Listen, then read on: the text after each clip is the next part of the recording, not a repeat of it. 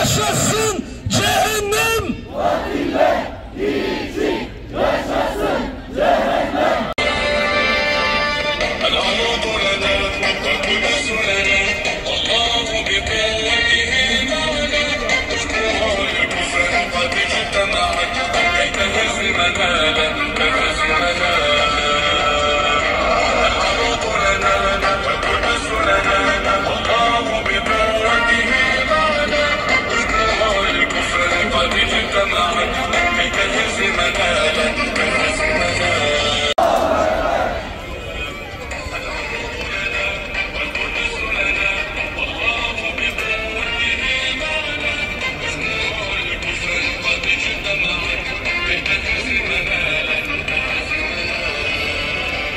Muhammed'in ordusu. Katillerin korkusu Muhammed'in ordusu. Katillerin korkusu Muhammed'in ordusu.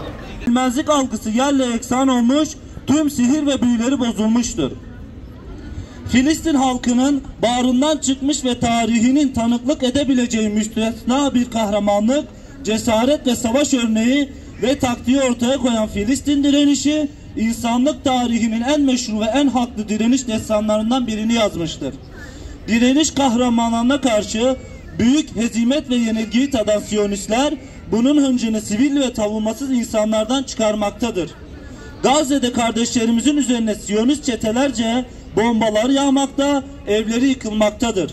Siyonist işgal rejiminin saldırılarından dolayı çocuk, kadın, yaşlı ve savunmasız masum sivil insan yerinden edilmiş durumdadır. Müslüman uyuma, Kudüs'e sahip çık! Müslüman uyuma, Kudüs'e sahip çık! Müslüman uyuma, Aksa'ya sahip çık!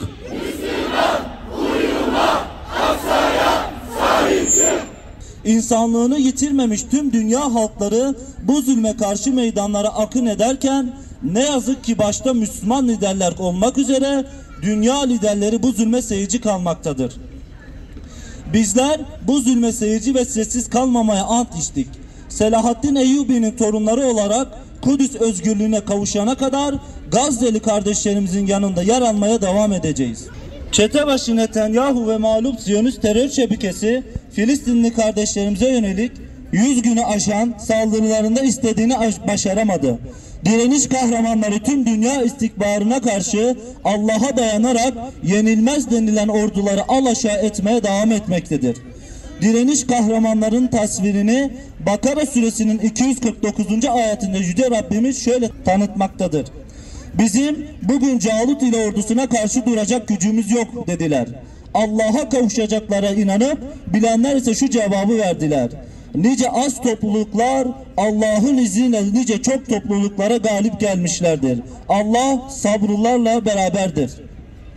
Yüce Rabbimiz bugünün mücadelesine ışık tutacak zaferin müjdesini bu mübarek ayete belirtirken az topluluk olan mücahitler çok topluluk olan ABD, Avrupa devletleri ve Siyonist çeteyi galip gelecektir inşallah. Kardeşlerimize yardım eyle.